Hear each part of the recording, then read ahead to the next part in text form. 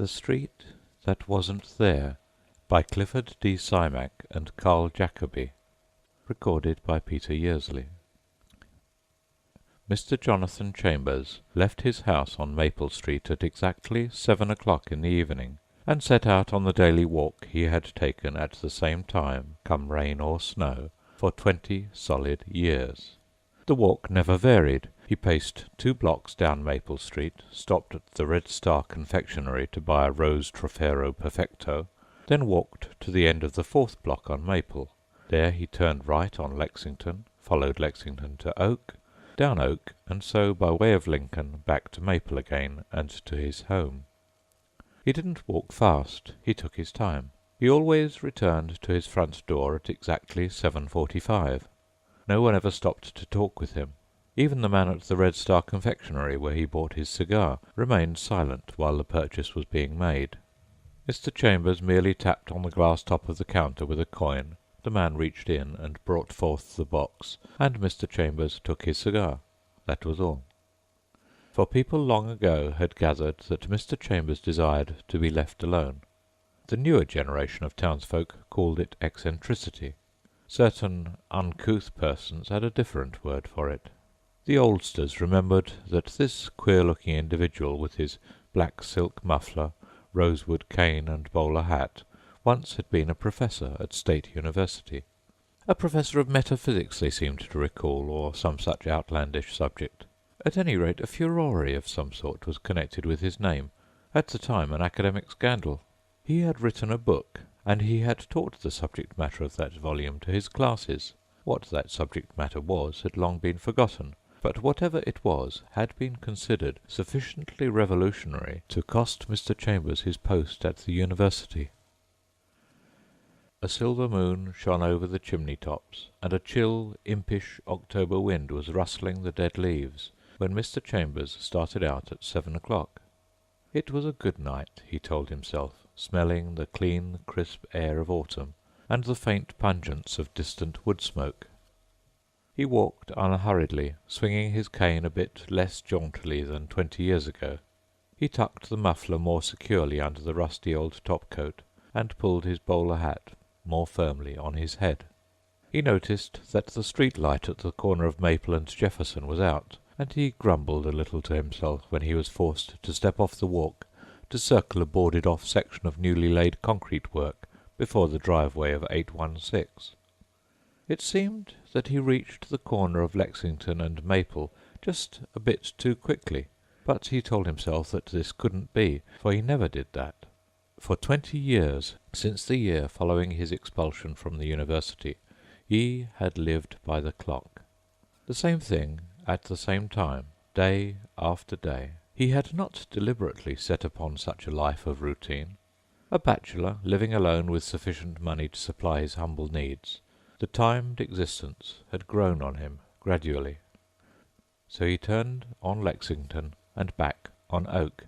The dog at the corner of Oak and Jefferson was waiting for him once again, and came out snarling and growling, snapping at his heels. But Mr. Chambers pretended not to notice, and the beast gave up the chase. A radio was blaring down the street, and faint wisps of what it was blurting floated to Mr. Chambers. "Still taking place. Empire State Building disappeared. Thin air. Famed scientist Dr. Edmund Harcourt." The wind whipped the muted words away, and Mr. Chambers grumbled to himself. Another one of those fantastic radio dramas, probably. He remembered one from many years before, something about the Martians. And Harcourt! What did Harcourt have to do with it? He was one of the men who had ridiculed the book Mr. Chambers had written. But he pushed speculation away, sniffed the clean, crisp air again, looked at the familiar things that materialized out of the late autumn darkness as he walked along. For there was nothing, absolutely nothing in the world that he would let upset him. That was a tenet he had laid down 20 years ago. There was a crowd of men in front of the drugstore at the corner of Oak and Lincoln, and they were talking excitedly. Mr. Chambers caught some excited words. "It's happening everywhere. What do you think it is? The scientists can't explain." But as Mr. Chambers neared them, they fell into what seemed an abashed silence, and watched him pass. He, on his part, gave them no sign of recognition. That was the way it had been for many years, ever since the people had become convinced that he did not wish to talk. One of the men half started forward, as if to speak to him, but then stepped back, and Mr. Chambers continued on his walk. Back at his own front door he stopped, and as he had done 1,000 times before, drew forth the heavy gold watch from his pocket. He started violently. It was only 7:30. For long minutes he stood there, staring at the watch in accusation. The timepiece hadn't stopped, for it still ticked audibly. But 15 minutes too soon! For 20 years, day in, day out, he had started out at 7 and returned at 7:45. Now, it wasn't until then that he realized something else was wrong. He had no cigar. For the first time he had neglected to purchase his evening smoke. Shaken, muttering to himself, Mr. Chambers let himself in his house and locked the door behind him. He hung his hat and coat on the rack in the hall and walked slowly into the living-room. Dropping into his favourite chair, he shook his head in bewilderment. Silence filled the room, a silence that was measured by the ticking of the old-fashioned pendulum clock on the mantelpiece. But silence was no strange thing to Mr. Chambers. Once he had loved music, the kind of music he could get by tuning in symphonic orchestras on the radio. But the radio stood silent in the corner, the cord out of its socket. Mr. Chambers had pulled it out many years before. To be precise, upon the night when the symphonic broadcast had been interrupted to give a news flash. He had stopped reading newspapers and magazines, too, had exiled himself to a few city blocks. And as the years flowed by, that self-exile had become a prison, an intangible, impassable wall, bounded by 4 city blocks by 3. Beyond them lay utter, unexplainable terror. Beyond them he never went. But recluse though he was, he could not on occasion escape from hearing things. Things the newsboy shouted on the streets, things the men talked about on the drugstore corner when they didn't see him coming. And so he knew that this was the year 1960, and that the wars in Europe and Asia had flamed to an end, to be followed by a terrible plague, a plague that even now was sweeping through country after country like wildfire, decimating populations, a plague undoubtedly induced by hunger and privation and the miseries of war. But these things he put away as items far removed from his own small world. He disregarded them. He pretended he had never heard of them. Others might discuss and worry over them if they wished. To him they simply did not matter. But there were 2 things tonight that did matter. 2 curious, incredible events. He had arrived home 15 minutes early. He had forgotten his cigar. Huddled in the chair, he frowned slowly. It was disquieting to have something like that happen. There must be something wrong. Had his long exile finally turned his mind? Perhaps just a very little, enough to make him queer. Had he lost his sense of proportion, of perspective? No, he hadn't. Take this room, for example. After 20 years it had come to be as much a part of him as the clothes he wore. Every detail of the room was engraved in his mind with clarity. The old centre-leg table with its green covering and stained glass lamp, the mantelpiece with the dusty bric-a-brac, the pendulum clock that told the time of day as well as the day of the week and month, the elephant ashtray on the tabouret, and most important of all, the marine print. Mr. Chambers loved that picture. It had depth, he always said. It showed an old sailing ship in the foreground on a placid sea. Far in the distance, almost on the horizon line, was the vague outline of a larger vessel. There were other pictures, too. The forest scene above the fireplace, the old English prints in the corner where he sat, the Currier and Ives above the radio. But the ship print was directly in his line of vision. He could see it without turning his head. He had put it there because he liked it best. Further reverie became an effort, as Mr. Chambers felt himself succumbing to weariness. He undressed and went to bed. For an hour he lay awake, assailed by vague fears he could neither define nor understand. When finally he dozed off, it was to lose himself in a series of horrific dreams. He dreamed first that he was a castaway on a tiny islet in mid-ocean, that the waters around the island teemed with huge poisonous sea snakes, hydrophinae, and that steadily those serpents were devouring the island. In another dream he was pursued by a horror which he could neither see nor hear, but only could imagine, and as he sought to flee he stayed in the one place. His legs worked frantically, pumping like pistons, but he could make no progress. It was as if he ran upon a treadway. Then again the terror descended on him, a black, unimagined thing, and he tried to scream and couldn't. He opened his mouth and strained his vocal cords and filled his lungs to bursting with the urge to shriek, but not a sound came from his lips. All next day he was uneasy, and as he left the house that evening at precisely 7 o'clock, he kept saying to himself, "You must not forget tonight. You must remember to stop and get your cigar." The street light at the corner of Jefferson was still out, and in front of 816 the cemented driveway was still boarded off. Everything was the same as the night before. And now, he told himself, the Red Star confectionery is in the next block. I must not forget tonight. To forget twice in a row would be just too much. He grasped the thought firmly in his mind, strode just a bit more rapidly down the street. But at the corner he stopped in consternation. Bewildered, he stared down the next block. There was no neon sign, no splash of friendly light upon the sidewalk to mark the little store tucked away in this residential section. He stared at the street marker and read the word slowly. Grant. He read it again, unbelieving, for this shouldn't be Grant Street, but Marshall. He had walked 2 blocks, and the confectionery was between Marshall and Grant. He hadn't come to Marshall yet, and here was Grant. Or had he absent-mindedly come 1 block farther than he thought, past the store as on the night before? For the first time in 20 years, Mr. Chambers retraced his steps. He walked back to Jefferson, then turned around and went back to Grant again and on to Lexington, then back to Grant again, where he stood astounded while a single incredible fact grew slowly in his brain. There wasn't any confectionery. The block from Marshall to Grant had disappeared.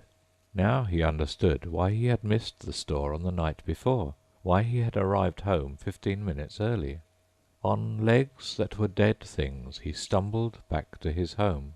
He slammed and locked the door behind him and made his way unsteadily to his chair in the corner.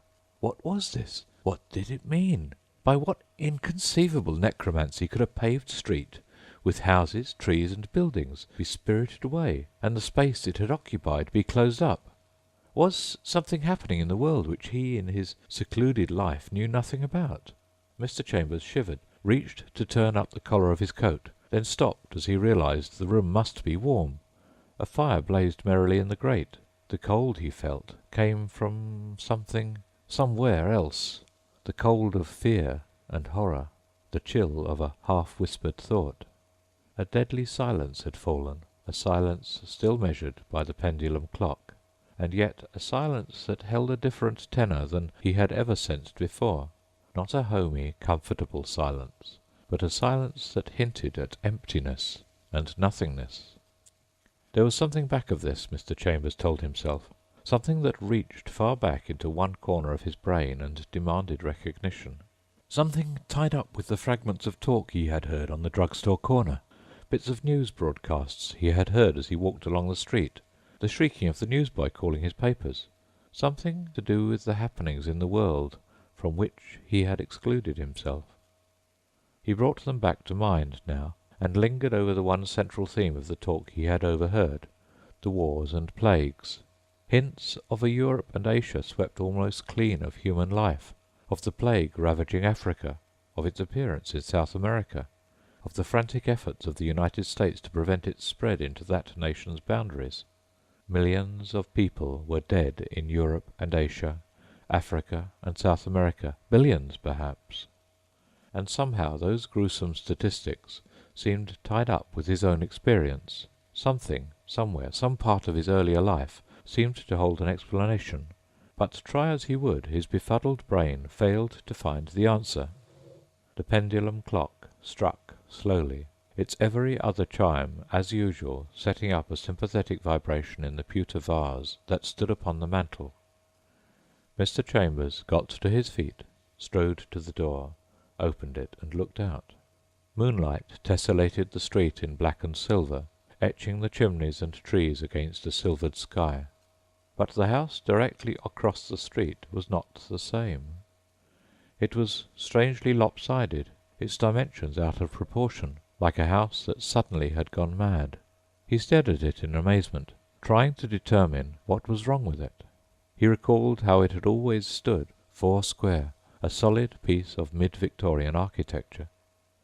Then, before his eyes, the house righted itself again. Slowly it drew together, ironed out its queer angles, readjusted its dimensions, became once again the stodgy house he knew it had to be. With a sigh of relief, Mr. Chambers turned back into the hall. But before he closed the door, he looked again. The house was lopsided, as bad, perhaps worse, than before.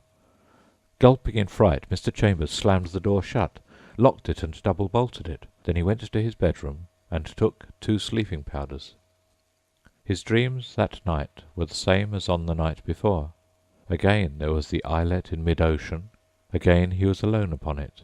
Again the squirming hydrophonae were eating his foothold piece by piece. He awoke, body drenched with perspiration. Vague light of early dawn filtered through the window. The clock on the bedside table showed 7:30. For a long time he lay there motionless. Again the fantastic happenings of the night before came back to haunt him, and as he lay there staring at the windows, he remembered them one by one. But his mind, still fogged by sleep and astonishment, took the happenings in its stride, mulled over them, lost the keen edge of fantastic terror that had lurked around them. The light through the windows slowly grew brighter. Mr. Chambers slid out of bed, slowly crossed to the window, the cold of the floor biting into his bare feet. He forced himself to look out. There was nothing outside the window, no shadows, as if there might be a fog, but no fog, however thick, could hide the apple tree that grew close against the house. But the tree was there, shadowy, indistinct in the grey, with a few withered apples still clinging to its boughs, a few shriveled leaves reluctant to leave the parent branch. The tree was there now, but it hadn't been when he first had looked. Mr. Chambers was sure of that. And now he saw the faint outlines of his neighbour's house. But those outlines were all wrong. They didn't jibe and fit together. They were out of plumb, as if some giant hand had grasped the house and wrenched it out of true, like the house he had seen across the street the night before, the house that had painfully righted itself when he thought of how it should look. Perhaps if he thought of how his neighbour's house should look, it too might right itself. But Mr. Chambers was very weary, too weary to think about the house. He turned from the window and dressed slowly. In the living room he slumped into his chair, put his feet up on the old cracked ottoman. For a long time he sat, trying to think. And then, abruptly, something like an electric shock ran through him. Rigid, he sat there, limp inside at the thought. Minutes later he arose and almost ran across the room to the old mahogany bookcase that stood against the wall. There were many volumes in the case, his beloved classics on the first shelf, his many scientific works on the lower shelves. The second shelf contained but one book, and it was around this book that Mr. Chambers' entire life was centred.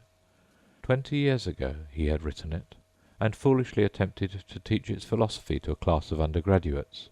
The newspapers, he remembered, had made a great deal of it at the time. Tongues had been set to wagging.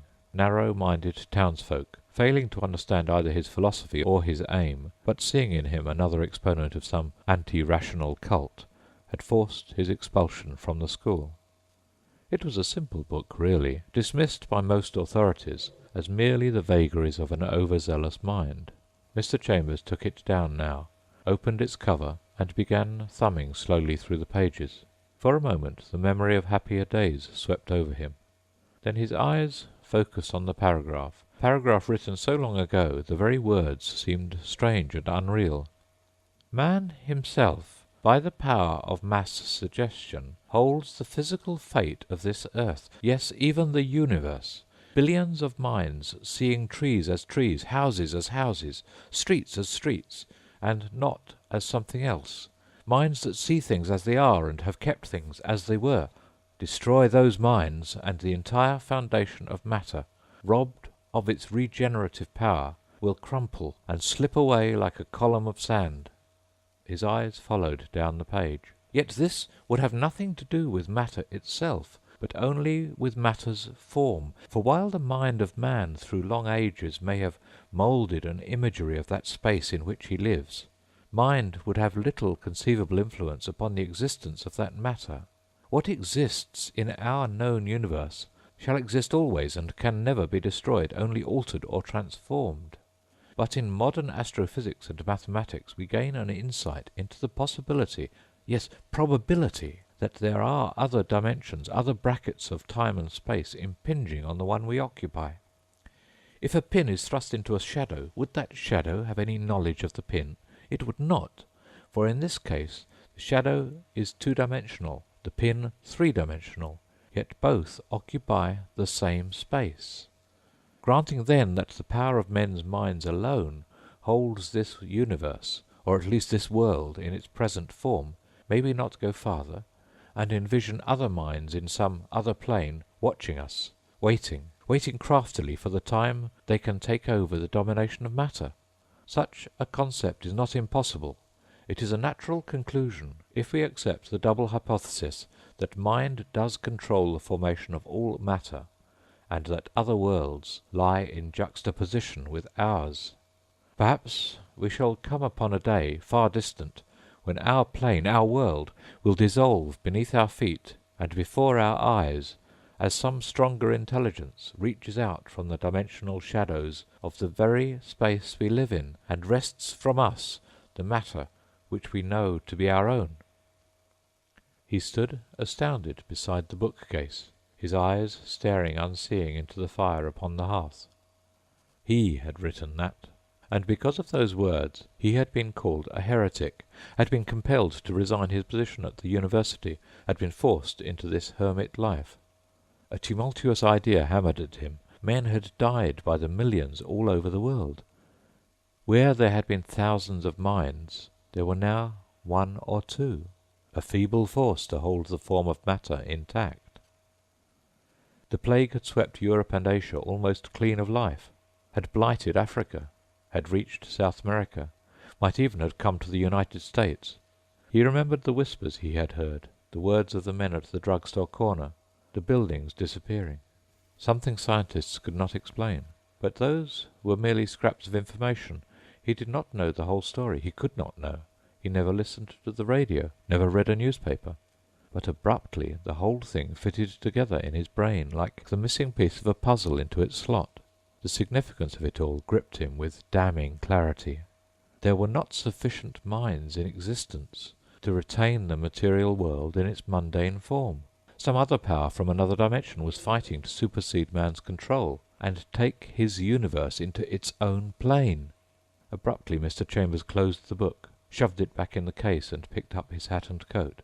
He had to know more. He had to find someone who could tell him. He moved through the hall to the door, emerged into the street. On the walk he looked skyward, trying to make out the sun. But there wasn't any sun, only an all-pervading greyness that shrouded everything. Not a grey fog, but a grey emptiness that seemed devoid of life, of any movement. The walk led to his gate, and there it ended. But as he moved forward, the sidewalk came into view, and the house ahead loomed out of the grey, but a house with differences.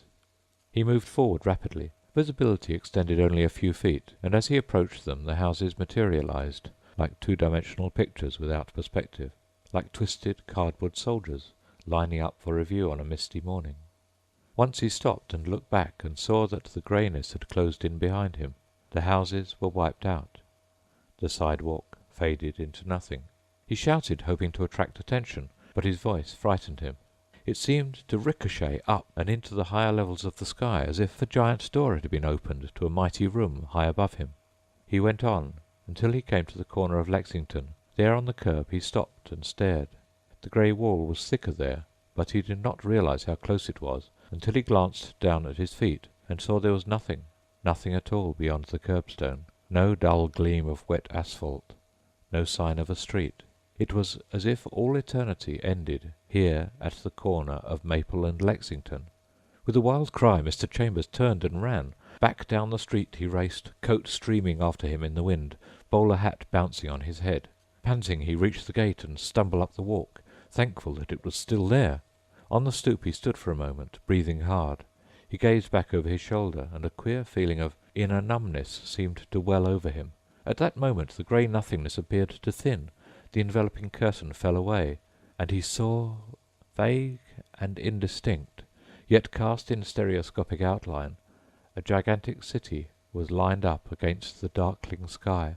It was a city fantastic with cubed domes, spires and aerial bridges and flying buttresses, tunnel-like streets flanked on either side by shining metallic ramps and runways stretched endlessly to the vanishing point. Great shafts of multicoloured light probed huge streamers and ellipses above the higher levels. And beyond, like a final backdrop, rose a titanic wall. It was from that wall, from its crenellated parapets and battlements, that Mr. Chambers felt the eyes peering at him.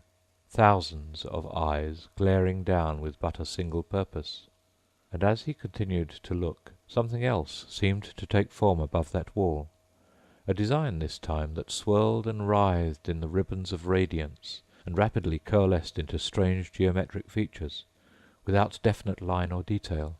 A colossal face, a face of indescribable power and evil it was, staring down with malevolent composure.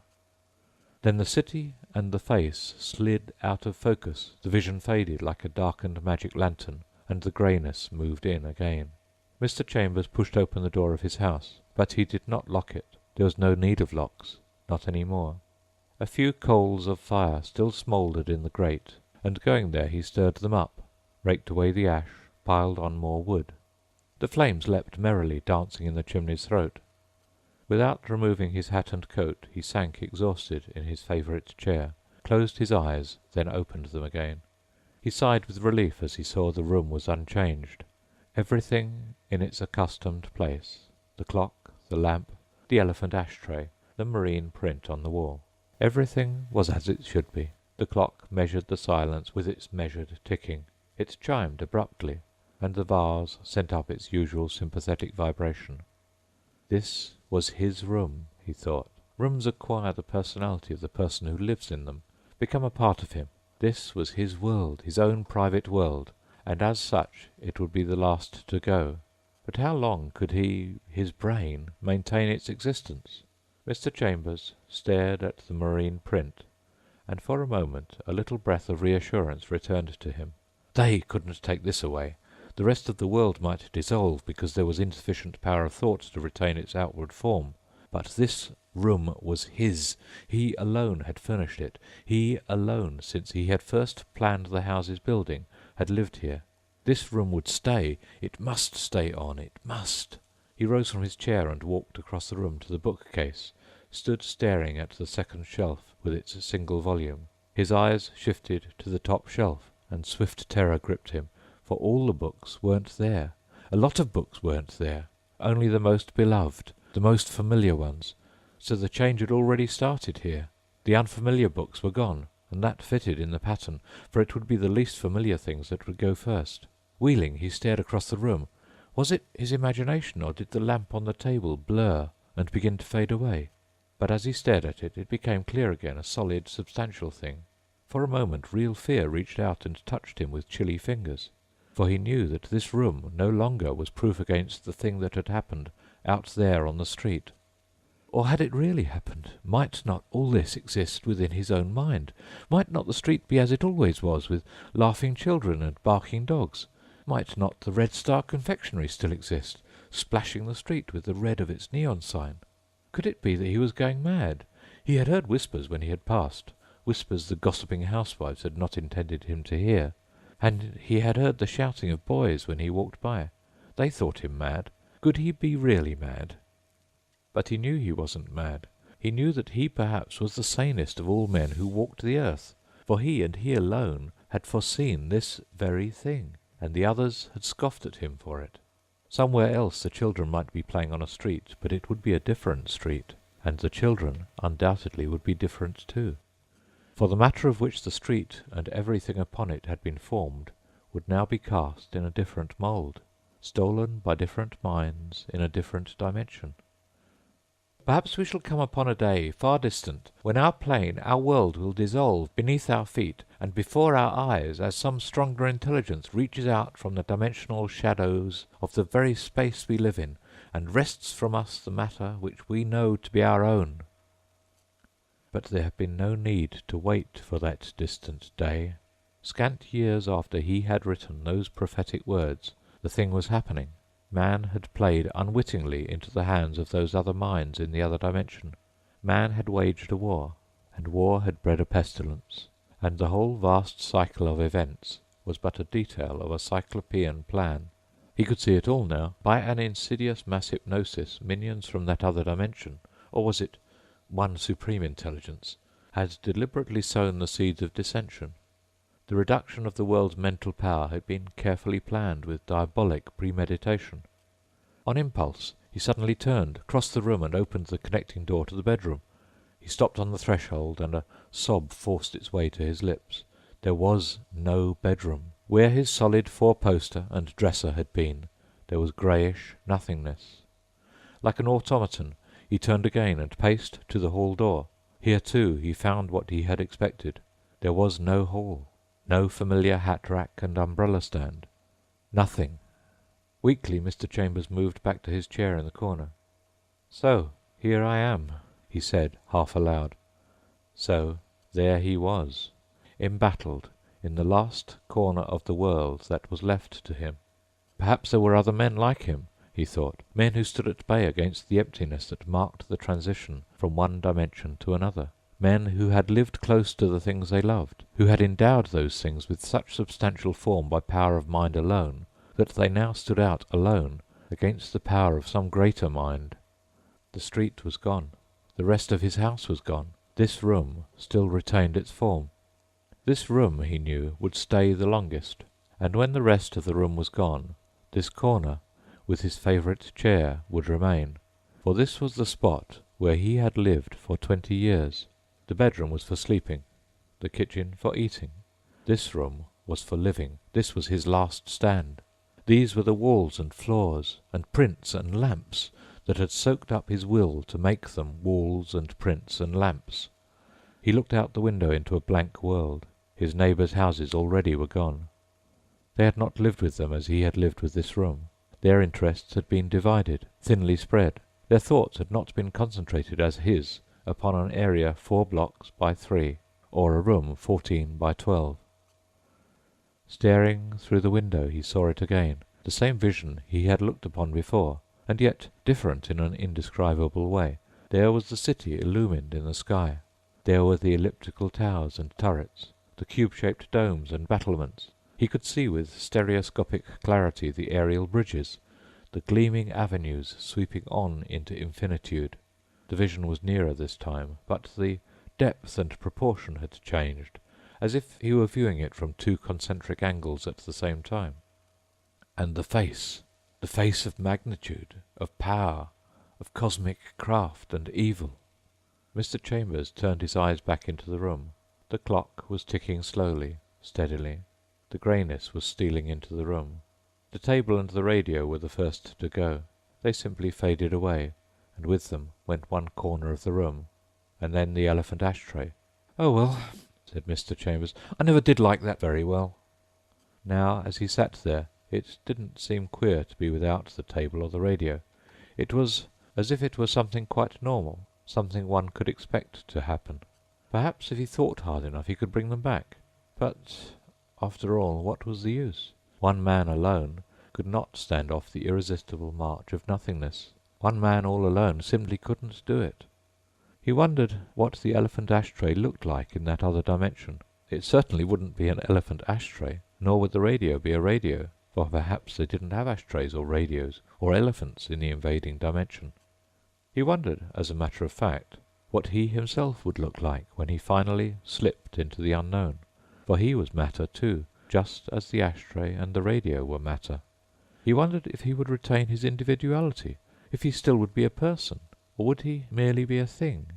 There was one answer to all of that. He simply didn't know. Nothingness advanced upon him, ate its way across the room, stalking him as he sat in the chair underneath the lamp, and he waited for it.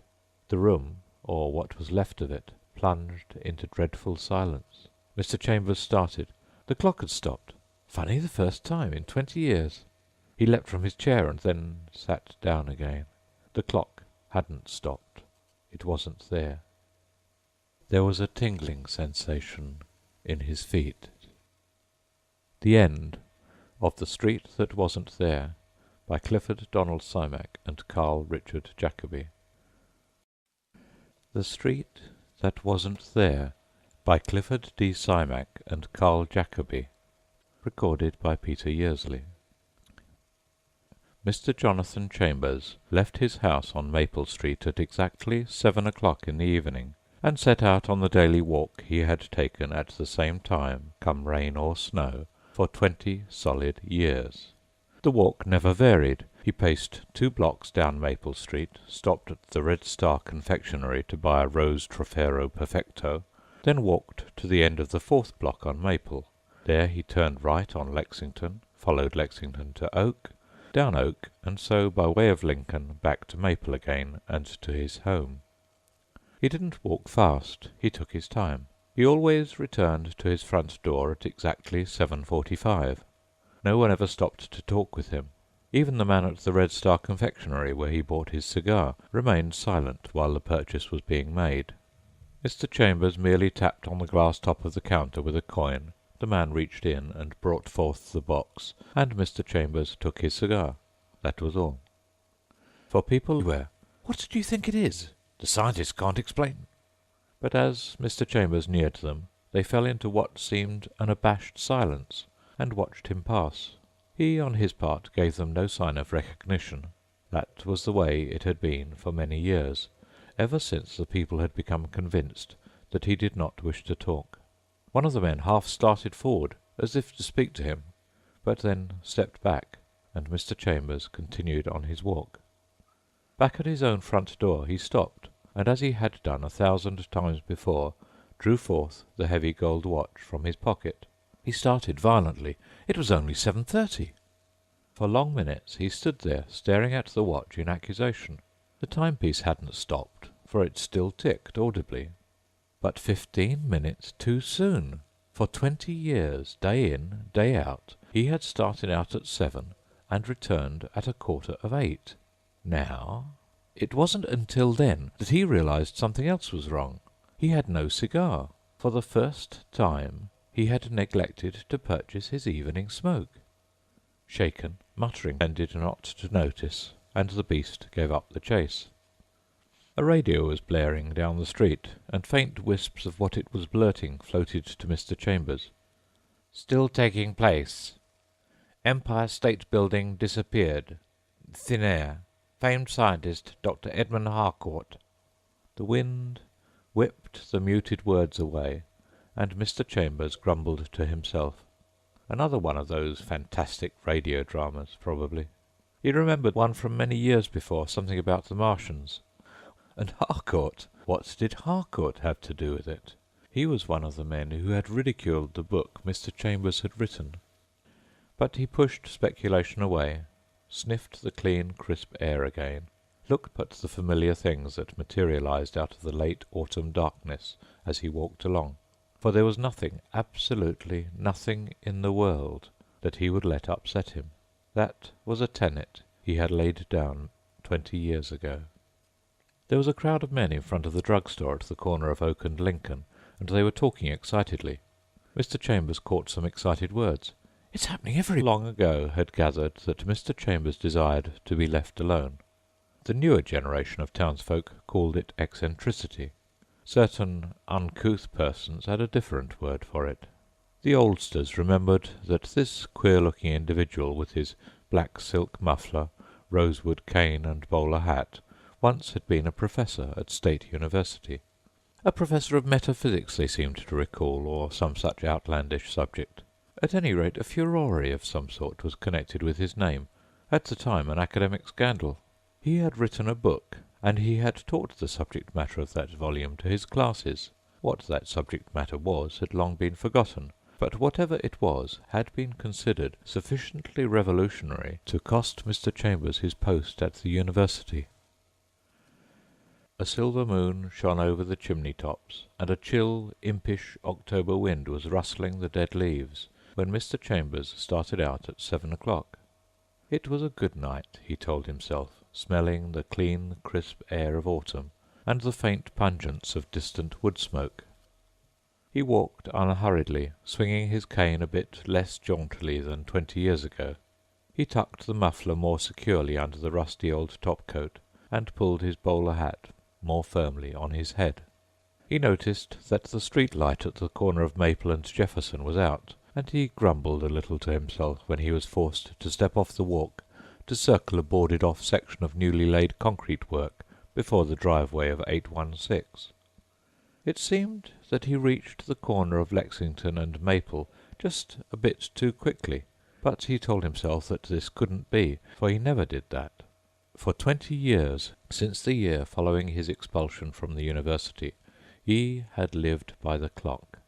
The same thing at the same time, day after day. He had not deliberately set upon such a life of routine. A bachelor, living alone with sufficient money to supply his humble needs, the timed existence had grown on him gradually. So he turned on Lexington and back on Oak. The dog at the corner of Oak and Jefferson was waiting for him once again, and came out snarling and growling, snapping at his heels. But Mr. Chambers pretended